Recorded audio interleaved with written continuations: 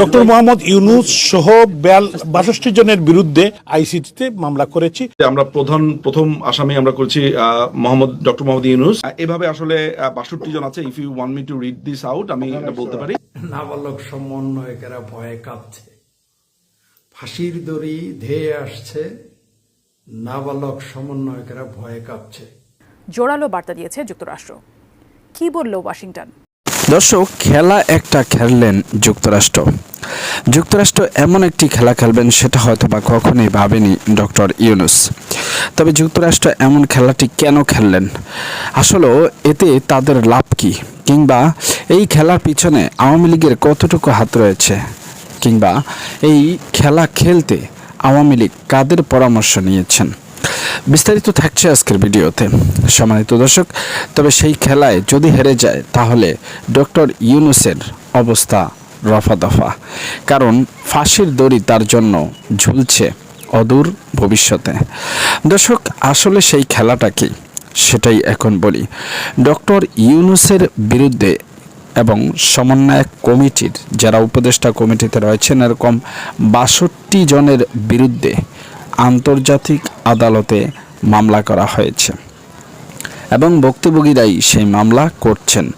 এখন প্রশ্ন হলো, আদালত কি যে সকল ফ্যাসিস্ট সরকাররা বাংলাদেশকে পরিচালনা করেছিল, বাংলাদেশের মানুষের স্বাধীনতা খর্ব করেছিল, ভোটার অধিকার কেড়ে নিয়েছিল, এদের পক্ষে নিবে, নাকি সাধারণ জনগণের পক্ষ নিয়ে জনগণের ম্যান্ডেট অনুযায়ী কাজ করবে, সেটা হচ্ছে মূল বিষয়।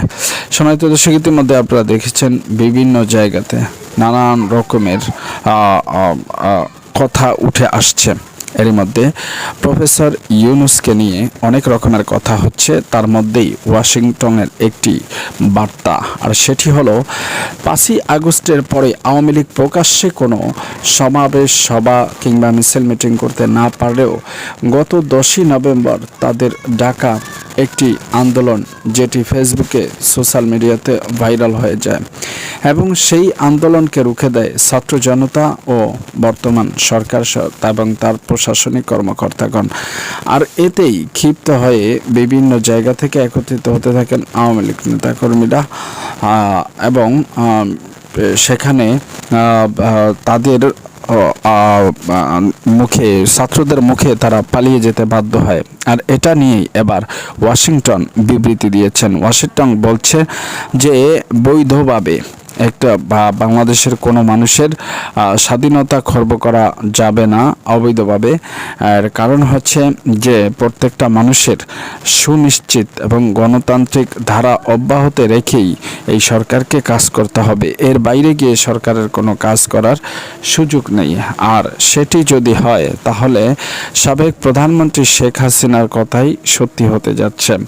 এবং ডোনাল্ড ট্রাম্পকে নিয়ে যেই চিঠি দিয়েছিলেন, যেখানে নিজেকে প্রধানমন্ত্রী হিসেবে দাবি করেছিলেন শেখ হাসিনা, সেখানে এই রকমের ব্যাপার কোনো ব্যাপারই না।